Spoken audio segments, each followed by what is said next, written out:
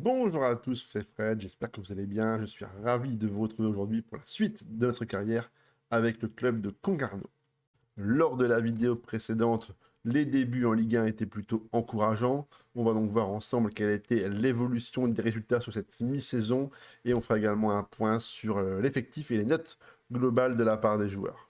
Nous nous étions arrêtés fin octobre avec deux grosses désillusions contre Lyon et contre Nice.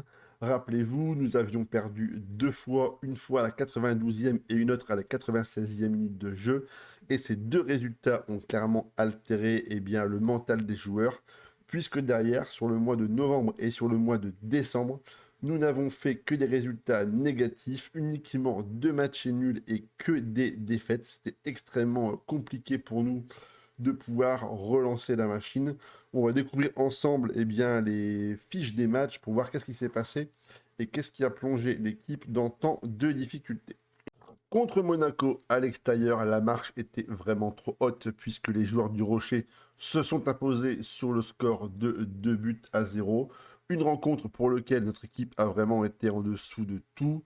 À noter les très mauvaises prestations de Vink, Séné, Fila, Sissoko qui culmine à 6,2. Derrière, l'équipe de Monaco a été très bonne avec surtout un très bon match de la part de leurs latéraux avec Basset et Vanderson qui finissent à 8-2 et 8 de notes. Et devant, le duo Ben Yedder-Ben Seguir a été très bon aussi bien dans la création que dans la finition. Contre le Paris Saint-Germain, là encore, une équipe qui est championne depuis maintenant des années.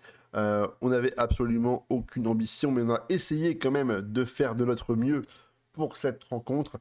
Et on a réussi quand même à tenir une demi-heure. Et c'est Milan Skriniar qui a réussi à percer notre défense avec un but sur corner. Derrière, c'est le petit Warren Zahir Emery qui a inscrit un but. Et ensuite, l'inévitable Kylian Mbappé qui est toujours au Paris Saint-Germain a parachevé le succès parisien sur le score de 3 buts à 0.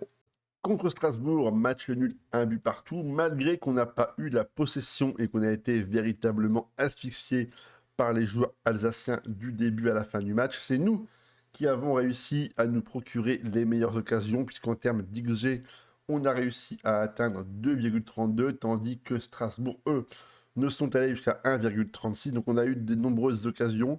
Certainement, on aurait mérité un peu plus, mais le gardien Para a été vraiment très bon.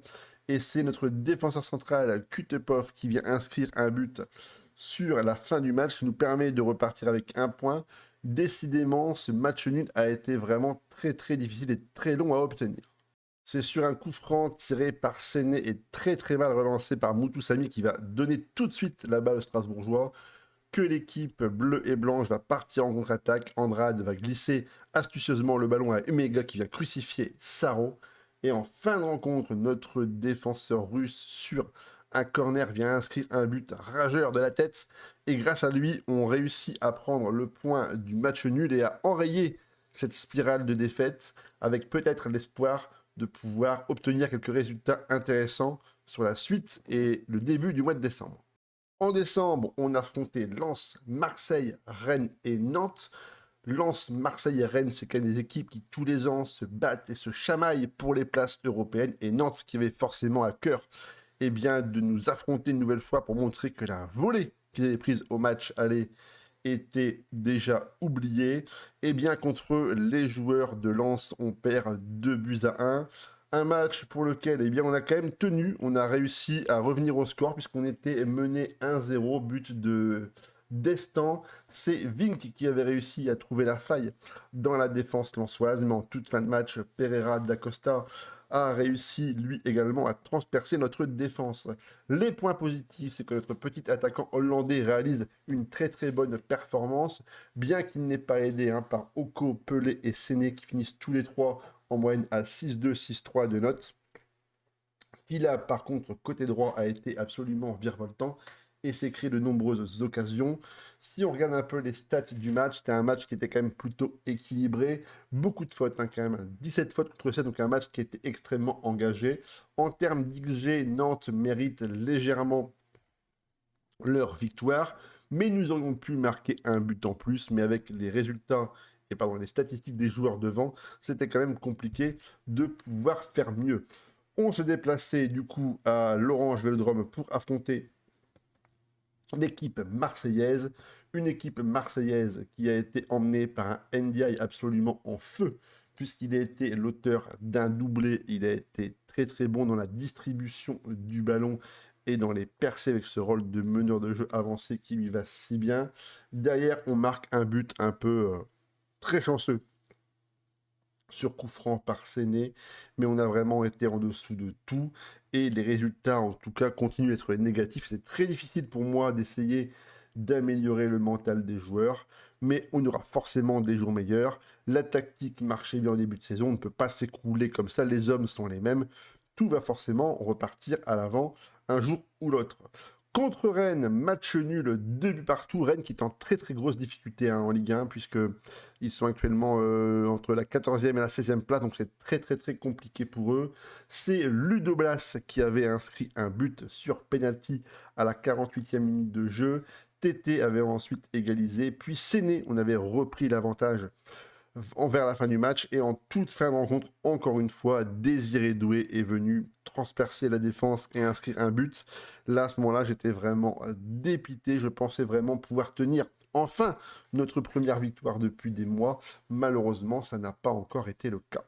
Vous pouvez admirer en fond de match, en fond de terrain, nos magnifiques tables et chaises pliantes blanches qui font preuve d'un très très gros développement de l'infrastructure.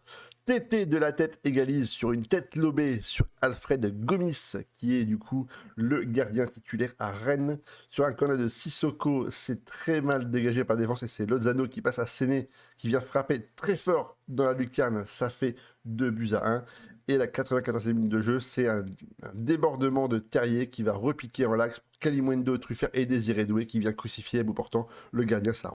L'équipe de Nantes se déplaçait au stade Guy Piriou le 15 décembre pour essayer de laver l'affront du match aller et de leur cinglante défaite 5 buts à 2. Les Nantais ont réagi et s'imposent sur le plus petit des scores, un but marqué sur penalty par Douglas Augusto. Les Nantais, les Canaries repartent donc du stade breton avec les 3 points, avec une performance plutôt moyenne de la part des deux équipes. Petite bouffée d'air frais pour la Coupe de France avec une victoire contre les Voltigeurs de Châteaubriand, une équipe de division inférieure, mais ça fait du bien d'enfin reprendre un peu le goût de la victoire. Toute l'équipe a été performante et a su rester mobilisée contre cette équipe pourtant moins forte. Il a fallu essayer de motiver les gars pour ne pas prendre l'équipe de haut et jouer à fond. Ça nous a fait du bien puisque ça a permis de remonter un peu le moral, principalement aux joueurs offensifs. Bon, derrière ça, vous me direz, contre Marseille, au stade, à domicile, eh bien, on perd 2 buts à 1. Nous avions encore une fois ouvert le score. Décidément, on ouvre très régulièrement la marque, mais d'ailleurs, on se fait reprendre parce que nos joueurs défensivement, eh bien, sont tout simplement un peu moins bons en fin de match. Sky Vink marque le premier but à la 31e minute de jeu, et c'est Maï et David Klassen qui est maintenant rendu à l'OM qui viennent marquer les buts.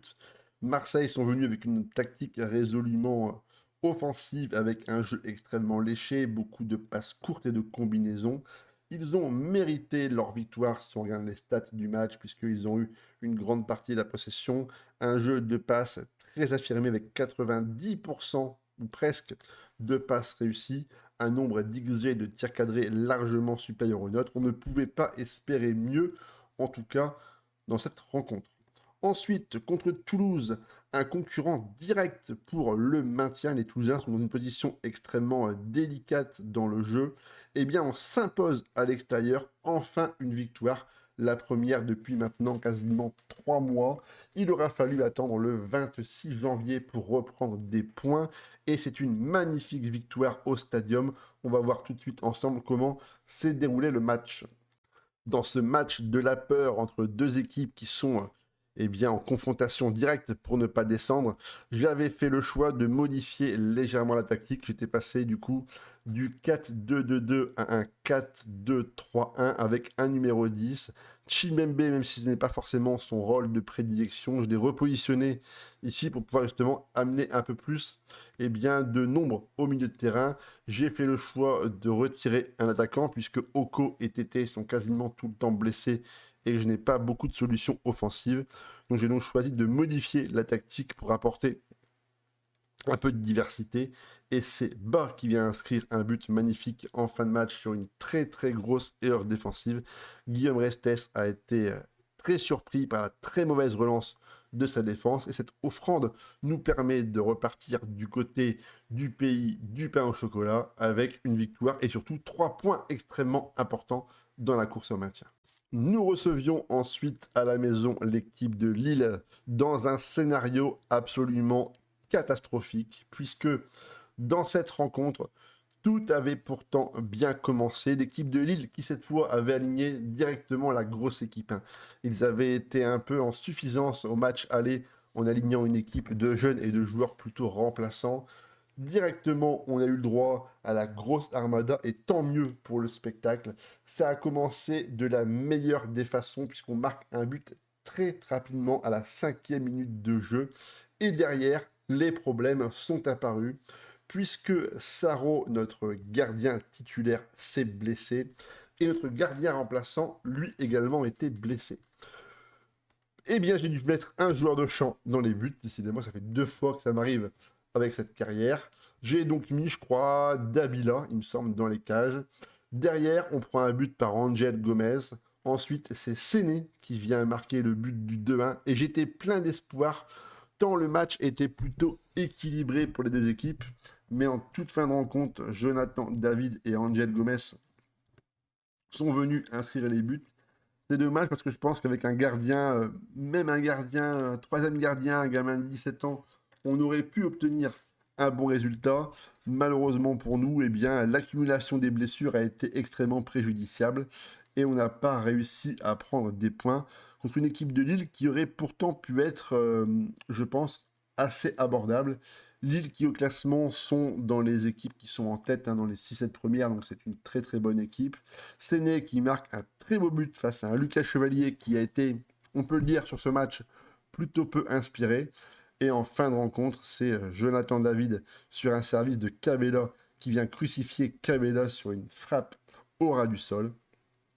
Et en fin de match, coup franc d'Angel Gomez, transversale rentrante, 3-2 pour les joueurs lillois. En février, eh bien, on a joué du coup Lille et derrière on a affronté Auxerre. Auxerre qui sont, eh bien, comme nous, promus en Ligue 1 et qui sont eux aussi en très très grosse difficulté et contre un concurrent direct encore une fois. Donc contre Toulouse, on prend 3 points. Contre Auxerre, on prend 3 points. On commence peut-être à commencer à respirer un peu mieux. Et contre Auxerre, 2 buts de Warren Chibembe qui a été du coup replacé en poste de numéro 10. J'étais extrêmement content pour lui parce que même si le poste n'est pas un poste de prédilection, il a réussi à s'adapter et il est plutôt performant. Bon, c'est pas incroyable, mais au moins il est là et dans ce match, il a été extrêmement important pour cette victoire. Contre le Havre à la maison, je pensais pourtant obtenir un résultat contre l'équipe du Havre qui est classée à peu près 10e. Malheureusement pour nous, on prend encore un but à la 93e minute de jeu et on ne prend pas de points dans la rencontre. C'est décevant, mais c'est le football, c'est comme ça.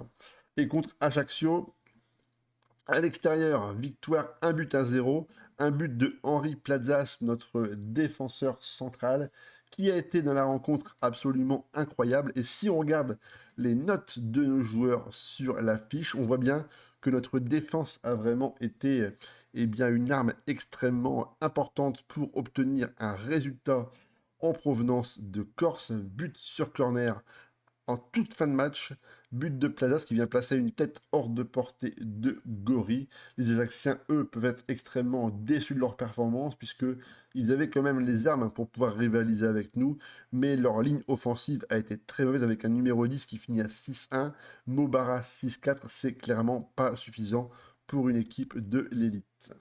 Au classement, nous sommes du coup 11e à seulement 7 points du premier barragiste. Je pense que pour Ajaccio qui a 6 points en 23 rencontres, je pense que c'est déjà cuit. Auxerre 14 points, je pense que la Metz élite également pour eux. Maintenant, il va nous falloir prendre des points contre les équipes qui nous restent à jouer. Il nous reste à jouer 11 matchs, on va dire pas forcément 11 finales, on a quand même un petit matelas intéressant de 7 points. Mais il va falloir être extrêmement costaud pour pouvoir engranger des bons résultats. sachant qu'il nous reste à jouer donc Montpellier qui sont au classement derrière nous. Donc si on gagne contre Montpellier, on va prendre encore une avance un peu plus importante, ce sera extrêmement intéressant, parce que surtout derrière, hein, on va retrouver la fin des matchs allés avec Monaco, Paris, Lens, Marseille et Rennes. Donc autant vous dire que sur les 2 derniers mois, ça va être très compliqué de prendre des points. Donc les matchs contre Montpellier, Reims et peut-être même Nice seront également cruciaux. Strasbourg également et Lorient en toute fin de rencontre. Un club breton va peut-être pouvoir aider un autre club breton à se maintenir. On va voir. Pour l'instant, eh bien, on est 11e. C'est plutôt bien parti pour le maintien. Rappelons quand même que le but, c'est de réussir à pérenniser le club en Ligue 1 sur au moins 2-3 saisons. Réussir à peu près à finir à la 10e, 11e place, ça serait déjà pas mal. Réussir également, parce que ça c'est un défi pour le club, de pouvoir augmenter le centre d'entraînement et les structures qui sont largement sous la moyenne, parce que notre solde financier est extrêmement mauvais, on est à moins 700 000 euros. Bon, avec des résultats positifs en Ligue 1, avec un maintien, ça devrait monter, on devrait avoir une enveloppe un peu plus importante, une hausse de réputation qui nous permettra d'aller chercher des joueurs un peu plus réputés. J'ai vraiment hâte de voir comment ça va se passer pour le mercato. En termes de notes moyennes, notre meilleur joueur, c'est Benjamin Tété, mais vous voyez que la plupart de nos joueurs et de nos titulaires, c'est quand même à peu près entre 6,75 et 6,80, donc c'est pas énorme. Notre meilleur buteur, c'est le joueur prêté Sky Vink avec 13 réalisations. Derrière, on a Joseph Séné qui est très très bon hein, sur son couloir droit. En termes de passe D, c'est Kapic, Séné et Vink qui sont les meilleurs passeurs. À noter toutefois que j'ai dû recruter un joueur sur le flanc gauche, Mauricio Gomez, puisque j'avais recruté un gars sur le côté gauche en prêt. Il jouait en ailier. Son club voulait qu'il joue en attaquant intérieur. Pourtant, il disputait tous les matchs. Il était vraiment très bon. Et ils me l'ont rappelé il y a quelques semaines. Donc j'ai vraiment dû trouver une solution de remplacement un peu à l'arrache, un peu un panic buy pour trouver un joueur. Bon, je l'ai eu libre, il m'a pas forcément coûté beaucoup d'argent, il n'est pas forcément très bon, mais il me fallait absolument un joueur en nombre sur le côté pour pouvoir finir la saison avec un joueur plutôt correct et potable pour le championnat de Ligue 1. La vidéo est maintenant terminée, j'espère qu'elle vous a plu et que ce début de saison en Ligue 1 est quand même plutôt positif. Bon, je suis d'accord, il y a quand même beaucoup de défaites sur 3 ou 4 mois, mais c'est normal, hein, c'est une série négatif, c'est le manque d'expérience des joueurs, le manque aussi de qualité au sein de l'effectif. Mais j'ai bon espoir quand même de pouvoir accrocher le maintien. Il reste 11 matchs à disputer. J'espère que vous serez là pour encourager et regarder ensemble les résultats obtenus pour cette fin de saison. Comme d'habitude, je vous sollicite pour aimer la page, vous abonner, commenter, activer la petite cloche pour le référencement. On se retrouve très bientôt pour une prochaine vidéo. Allez, à ciao les gars.